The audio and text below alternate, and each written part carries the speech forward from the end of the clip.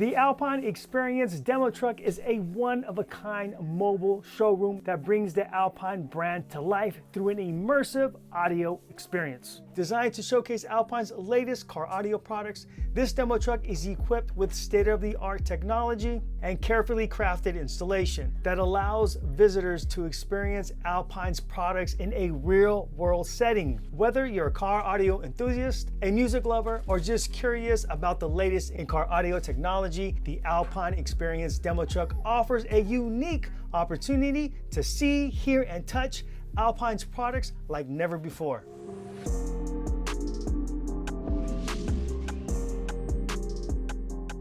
Hey, Josh from Breaker Stereo and Performance. I'm sitting here with Chris. He is a brand specialist. We're sitting in the Alpine Experience vehicle. So this is a Toyota Tacoma and it's got some really nice equipment in it. Now, this is the Status?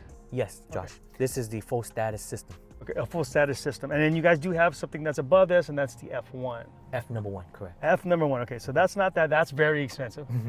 For some, yes. For some. For many, yes. For some, yes. Now, just a ballpark, a system like this would cost about how much?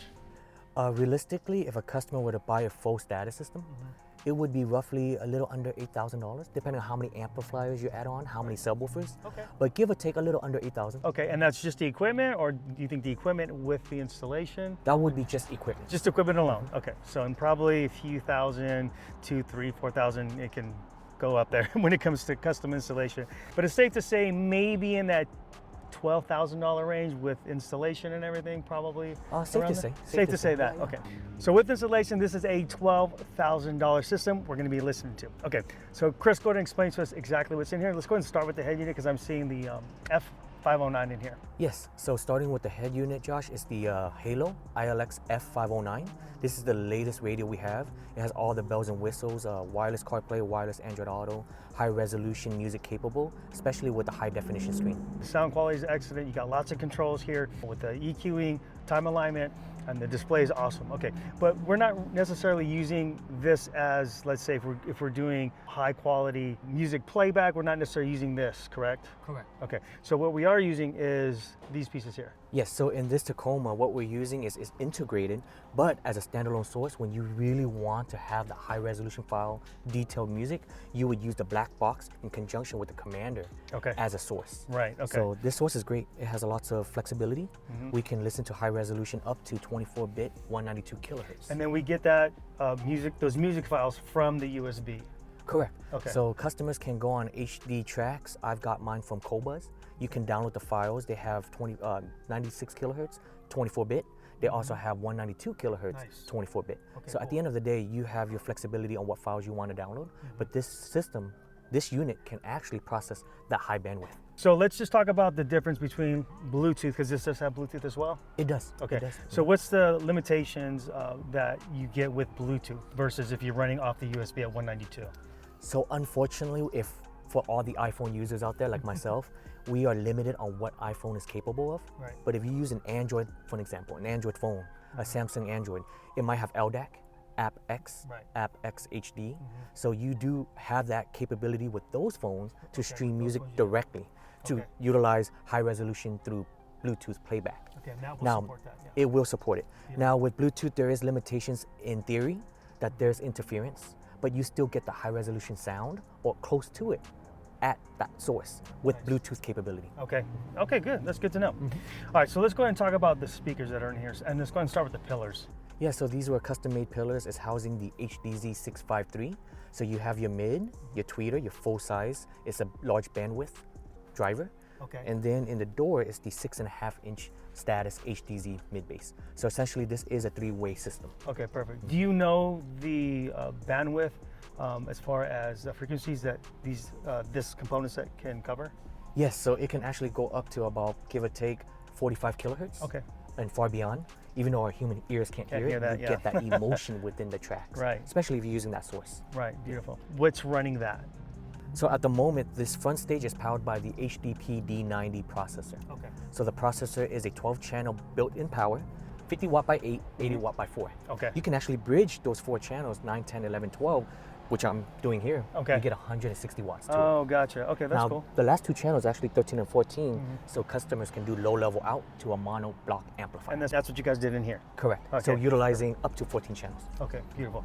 And then I'm seeing on here, let's talk about this. So we have basically what's connecting the ILX F509 to this amplifier is your just standard RCA. Correct. Right? And only left and right. Yes, so you have left and right channel from the source unit. You got the left and right, and from there it deciphers to sum out the channels for all the other 12 channels, if that's the route you're going for. Right. On the other hand, we have other input selections also. Right, okay, so we talked about this earlier, and I thought this was interesting, because I looked at this and I went, how come we're not using the optical input off of this source unit? And your answer was? That's a great question. Optical is a great transfer in capability, but coax is where it's the best. Right, Coax okay. can technically transfer up to 192 kilohertz of transfer. Now optical, it's rated for only up to 96 kilohertz. That's crazy. I So didn't know there's that. limitations. You would think that the optical input would be wider or it would support a larger band, but it doesn't. It doesn't. Coaxial is the way to go. Coaxial is the way to go. But both sounds Okay. phenomenal, either way. Either way, yeah. But because you can go 192, you're gonna want to do coaxial. Exactly, especially if a consumer is using a downloaded file at 192 kilohertz at 24-bit depth, you want to use coaxial to transfer all that with no restrictions. Nice. Yeah. Okay, thanks for explaining that. Yeah, no worries, no worries. Okay, so next let's talk about the sub system that's in here. So as far as the amplifier, what are we running in here? We're running the Status M80, so they're called the HDA-M80. Okay. 800 watts at 2 ohms. All right, perfect. And that's running what sub? The X Series 10-inch sub. Okay. So the X Series is kind of deep. It is a big sub. At the moment, we have the X because we're still waiting in process of receiving the Status sub. So at the moment, it lives here until we get the Status sub. And the Status is going to be a lower profile sub? Unfortunately not. It's a full-size sub. Oh, okay. It has a big motor structure, and it's an 11-inch. Oh, wow. Okay, that's cool. Now, you guys modified that quite a bit to get that woofer back there. So you cut into the back of the seat and it protrudes out quite a bit. But I listened to this earlier and it does sound really good, and it is a ported enclosure, correct? It is a ported enclosure. And then how much airspace is that box, would you say? Give or take about 1.2 cubic foot. Okay, all right, perfect. Okay, so that's what's in here. Let's go ahead and take a listen.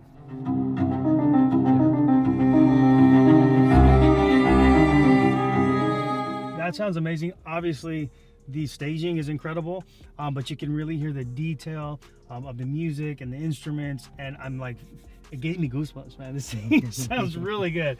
So it's awesome. All right, so you got some other stuff you want to show us? Do another track.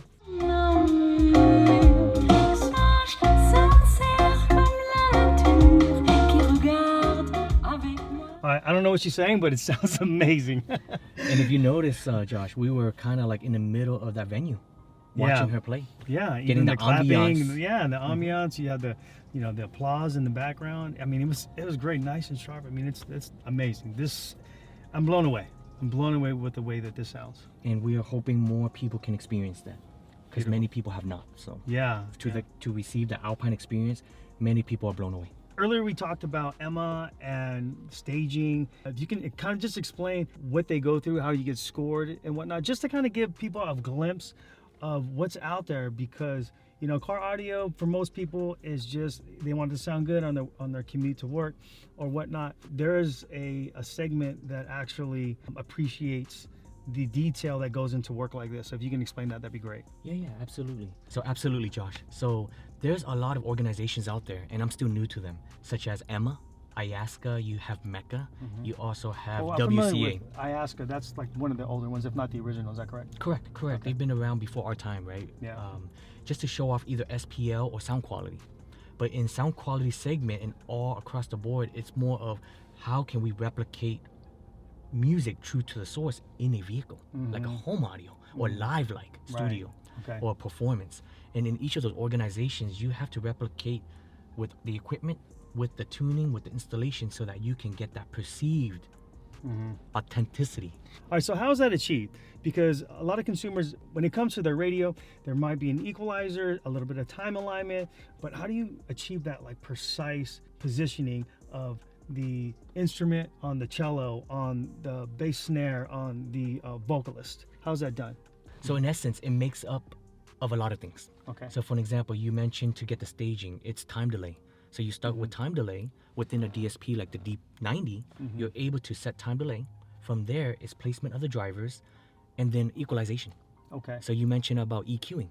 In a DSP, you actually have the capabilities to tune independent drivers with up to 31 bands. Right. So if you have all that access to those tools, you're able to create and tune a staging to as best as you can in that vehicle. Now this radio actually has EQing left and right along with time delay, right? So in essence, we've said this before, there's kind of like a mini DSP or a DSP built into this radio. Could somebody at a novice level, of course, not at the level of, you know, Mecca or Ayahuasca, can they set up some staging like this with what's available in this radio? I'm glad you mentioned that. On our radios, the 507, 509, and 511, they're actually a mini DSP within the radio. Right. Now, on the other hand, it is limited because it's a radio, but within it, you can do 13 bands of equalization independently with time delay. So yes, a consumer can essentially create a live-like staging as best as they can with our units. Okay. But DSP is the way to go DSP is the way for to go, more sure. tooling. All right, and just as an explanation, the way to tune left to right with an EQ would be with an RTA, correct? So correct. Essentially, a consumer would want to have a tooling device like an RTA, a mic. Nowadays, you can buy it for about 80 bucks, give or take. With that, you can analyze what's going on in the vehicle with the pink noise track to see how the acoustic environment is correlating with the driver's placement and issues. And then we fix that issue. Okay. So in essence, you have an RTA hooked up, and let's say you're playing pink noise and you're noticing that, let's say one side, as an example, let's say it's 1000 hertz and it's playing at a lower dB than the right side, then you would just adjust accordingly? With a tuning capability device like a mic and then using RTA spectrum, looking at it, anytime you see an issue, like you mentioned a spike at 1K, 1000 hertz, what you want to do is tame that or match it on this side to a tuning curve. So you can follow many curves out there. There's a JBL curve, there's a Harman Kardon, there's the Mecca curve, there's the Crutchfield curve. So a lot of people and companies have their own listening curve that you can tune to and fix all the peaks and dips and essentially have that target curve. Oh, nice. Okay, beautiful. Okay, and from what I understand, the D90 will allow you to do that, correct? It's a full capable DSP amp, but you can fully tune a system from the beginning to the end within the processor. And in order to do that, we need a laptop, correct? Yes. Okay. Laptop USB cable that goes to a printer.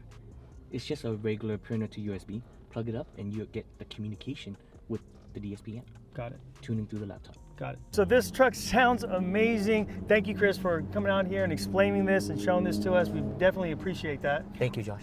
Okay, so sometime down the road, we're gonna go ahead and schedule this so they'll come back and we'll take a listen to this as well so you guys can come and check this out. Also, do you guys take this out to different stereo shops as well throughout California? We do, Josh. We take this vehicle throughout California, part of Oregon. So customers are like with the stereo shops, they can all demo the Alpine Experience. Right, perfect. Hearing is believing. So. Exactly, it is. So if you got a local stereo shop that's an Alpine dealer and they're gonna arrange this and you see it, make sure you head down there and check this out because this truck does sound amazing. Thanks again, Chris. Thanks for having us. Of course.